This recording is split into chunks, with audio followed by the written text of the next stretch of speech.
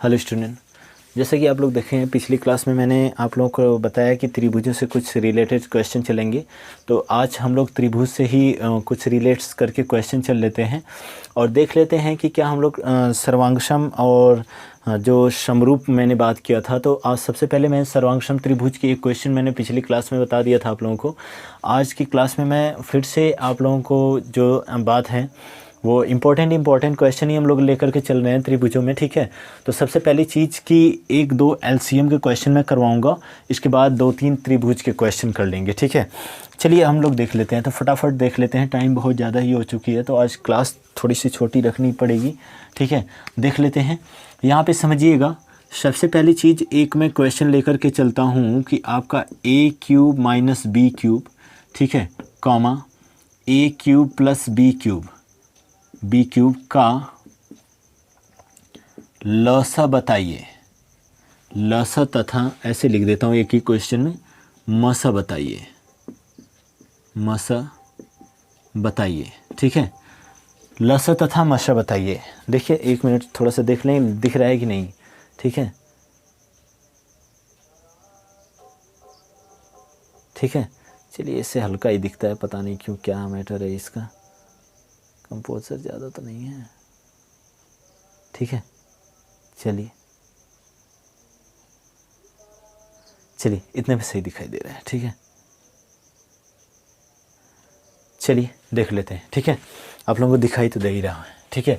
आगे चल लेते हैं। ये कुछ इस प्रकार का क्वेश्चन है। फर्स्ट वाला क्वेश्चन मैं अटेंड करता हूँ यहाँ पे, और देखिएगा मैटर क्या है कि जब ऐसे क्वेश्चनों का लसा और मसा पूछा जाए तो सबसे पहले मैं लसा निकालूंगा।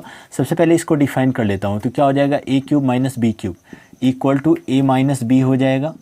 दूसरे ब्रैकेट में आपका A square plus B square, इसका जो कि फार्मूला ही होता है, A square plus B square plus कितना ए बी होता है, ठीक है।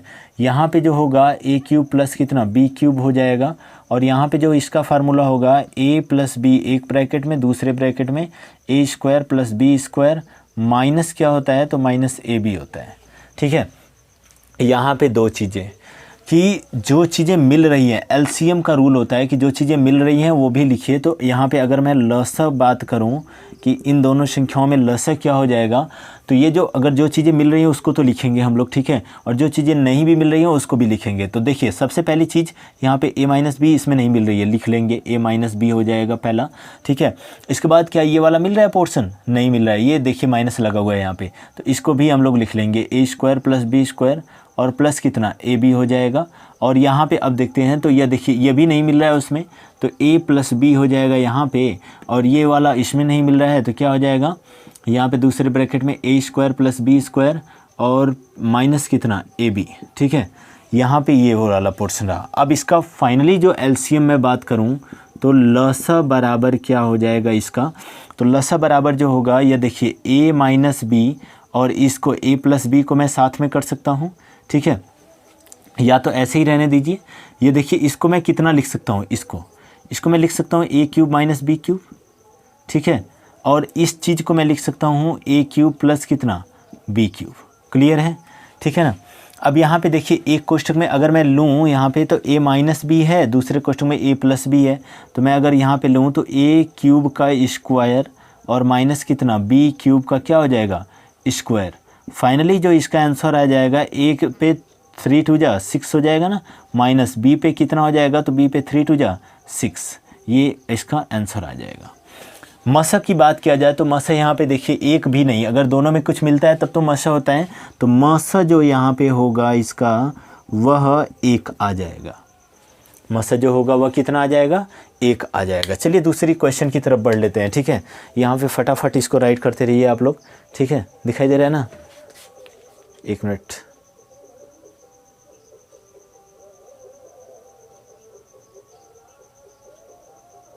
चलिए दिखाई दे रहा है, ठीक है।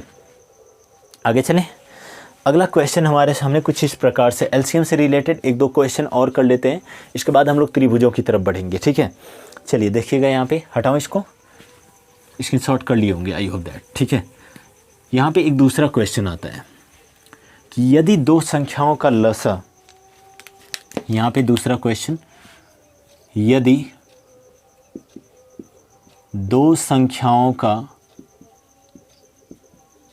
दो संख्याओं का लसा, दो संख्याओं का लसा 35 हो तथा मस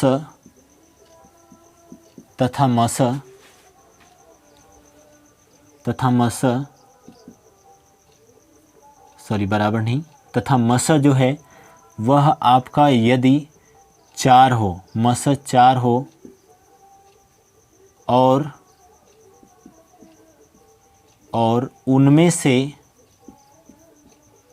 से एक संख्या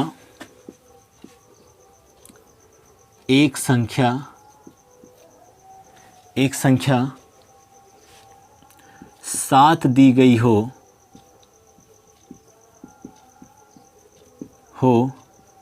तब दूसरी संख्या ज्ञात कीजिए।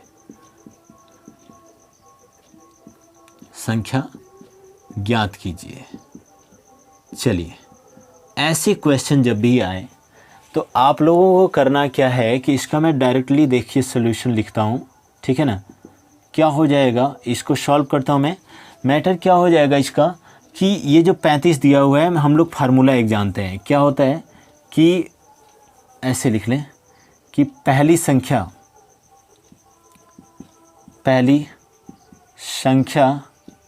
गुणे क्या, दूसरी संख्या। ये फार्मूला होता है इसका, पहली संख्या गुणे दूसरी संख्या बराबर लसा गुणे क्या, मस। ठीक है, तो यहाँ पे क्या हो जाएगा, पहली संख्या गुणे दूसरी संख्या बराबर लसा गुणे मस। यहाँ पे देखिए सबसे पहली चीज़ कि पहली संख्या, यहाँ पे एक संख्या दिया हुआ है, इसका मतलब कि पहली संख्या दिया हुआ है, और आपका लसा दिया हुआ है, इसका मतलब लसा, और मसा दिया हुआ है तो मसा की जगह पे मसा। हर एक की वैल्यू रखिए। देखिए पहली संख्या तो एक संख्या यहाँ पे कितनी है, 7 है ना, 7 गुणे यहाँ पे दूसरी संख्या ही हमें निकालनी है, ठीक है ना। दूसरी संख्या बराबर यहाँ पे लसा क्या है, 35 है, और गुणे मसा कितना है, तो मसा यहाँ पे 4 है, ठीक है। 7 को मैं देखिए इधर इंटू है तो इधर ले जाऊंगा तो बटे हो जाएगा, अर्थात जो दूसरी संख्या होगी, दूसरी संख्या इक्वल टू 35 गुणे 4 बटा के कितना, 7, 7 पच्चे 35 हो जाएगा, 5 चौके कितना, 20। दूसरी संख्या आपकी 20 आ गई। अब ऐसे क्वेश्चन रहेंगे तो लग जाएंगे, ठीक है, ऐसे क्वेश्चन रहेंगे तो लग जाएंगे। चलिए आगे चलते हैं, ठीक है। ऐसे क्वेश्चन रहेंगे तो आई होप दैट कि लग जाएंगे, ठीक है। अब इसमें हम लोग आगे बढ़ जाते हैं, तो यहाँ पे देख लेते हैं। और मैटर क्या है कि देखिए ये आपकी दूसरा क्वेश्चन रहा ये ऐसे, ठीक है। अब यहाँ पे एक टाइप के और क्वेश्चन आ जाते हैं, ठीक है, एक टाइप के और क्वेश्चन आ जाते हैं। क्वेश्चन नंबर 3, इसको आप लोग लगाइएगा, ठीक है। जैसे यदि दो संख्याओं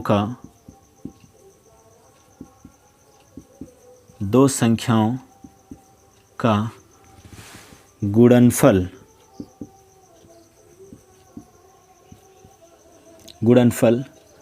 2x² प्लस 3, ऐसे लिख लेते हैं, 2x³ plus 3x² plus 5px दिया गया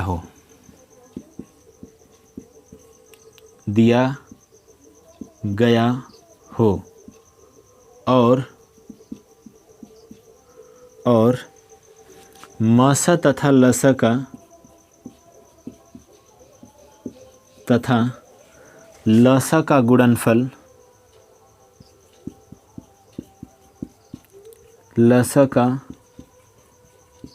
गुणनफल और मसा तथा लसा का गुणनफल 2x लसा का गुणनफल x गुणे मसा तथा लसा का गुणनफल यहाँ पे हम लोग ले लेते हैं, ठीक है ना, 2x हो तो, ठीक है, तो ऐसे लिख लेते हैं ना, मस का, अच्छा यहाँ पे गुणनफल मत लिखिए, लस 2x हो तो मस ज्ञात कीजिए।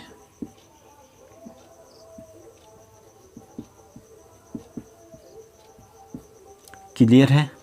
ठीक है, ऐसे क्वेश्चन दिए हैं आप लोगों में और आप लोग देख भी लीजिएगा, ठीक है ना। इस टाइप के क्वेश्चन बहुत बार पूछे गए हैं, ठीक है। हो गया, स्क्रीनशॉट कर लिए इसका आप लोग। आगे मैं चलूँ? ठीक है, चलिए आगे चलते हैं, त्रिभुजों पे आते हैं अपने, ठीक है ना।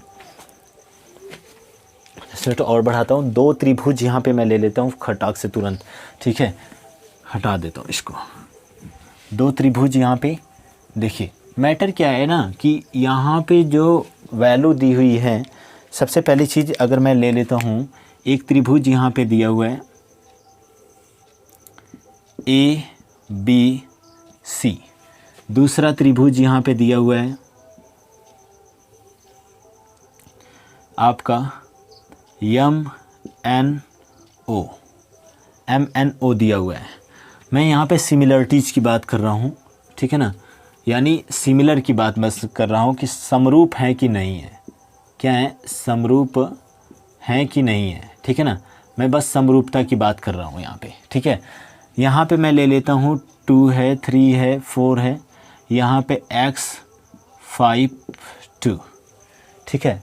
ये इस प्रकार के हमें इस भुजा का वैल्यू निकालनी है, m और n भुजा ज्ञात करनी है हमें, ठीक है ना। m और n भुजा को ज्ञात करनी है।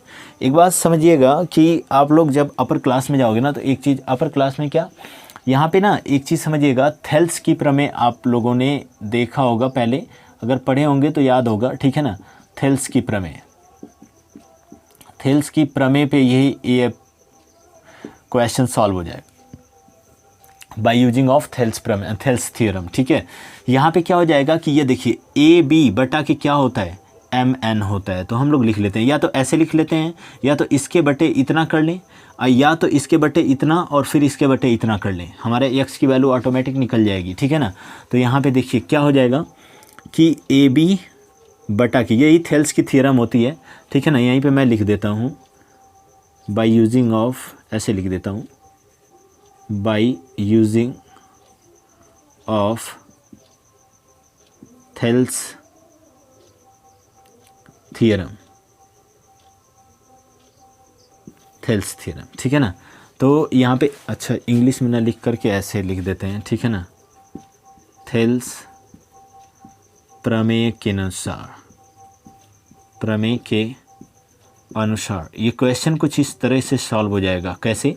तो देखिए AB बटा के, यह AB है ना, AB बटा के BC, AB बटा के BC यह फार्मूला होता है, एज ए फार्मूला कह सकते हो थेल्स प्रमेय की। वैसे तो यहाँ पे समझ में आ जाएंगी बातें कि हमें निकालना है क्या, इसकी वैल्यू निकालनी है, तो कोई 2 को ले लो, या तो इसके बटे इतना कर लो या तो इसके बटे इतना कर लो। तो क्या हो जाएगा, AB बटा के BC बराबर क्या हो जाएगा, MN बटा के कितना, तो NO, यानी वो N या NO, ठीक है।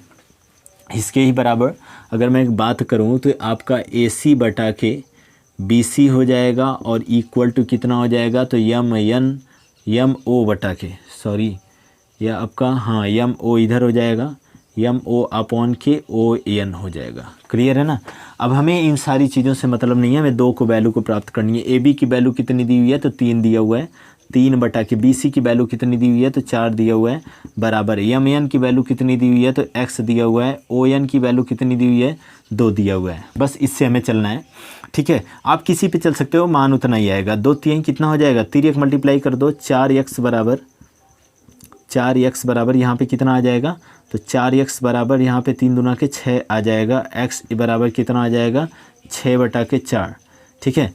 4 से डायरेक्टली यहाँ पे डिवाइड करवा देते हैं, तो 4 एकम कितना, 4 हो जाएगा, 2 बचेगा, 4 पच्चे 20, लगभग यह 1.5 मीटर के 1.5 सेंटीमीटर के आसपास आएगा, ठीक है ना। सेंटीमीटर सभी सेंटीमीटर में है, ठीक है ना, ये सभी सेंटीमीटर में है, ठीक है, ये भी सेंटीमीटर में है, ये भी सेंटीमीटर में है। क्लियर है ना। ये आपका आंसर आ जाएगा, यानी उस भुजा की जो माप होगी वह 1.5 सेंटीमीटर होगी। आप लोग लगा लीजिए इसको, फिर आगे चलता हूँ। ठीक है, 2-3 क्वेश्चन इसी पे आप लोगों को देता हूँ और आप लोग करके भी आओगे। ठीक है, एक क्वेश्चन मेरा सर्वांगसम का ये रहा आप लोगों के लिए। ठीक है, आपको सिद्ध करना है कि ये सर्वांगसम है कि नहीं। फटाफट स्क्रीनशॉट करते रहिए। ठीक है, क्योंकि वीडियो बहुत ज़्यादा लंबी हो जाएगी तो दिक्कत होगी। ठीक है, चलिए आगे। यहाँ पे देखिएगा, मैंने एक त्रिभुज बनाता हूँ। ठीक है, और यहाँ पे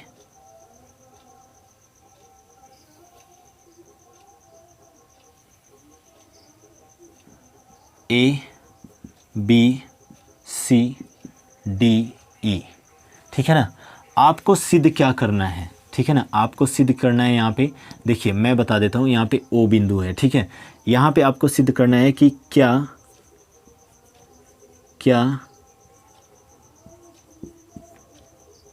त्रिभुज DOB सर्वांगसम है EOC के, त्रिभुज EOC के।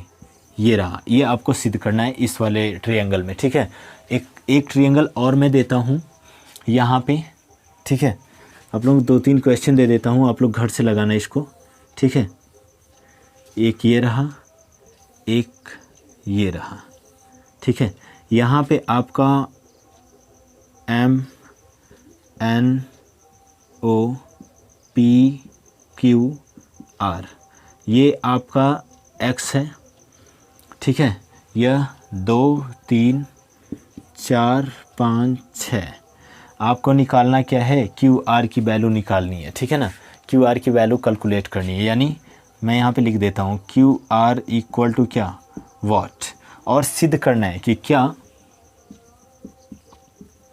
त्रिभुज MNO सर्वांगसम है, क्या त्रिभुज MNO सर्वांगसम है किसके, PQ त्रिभुज PQR के।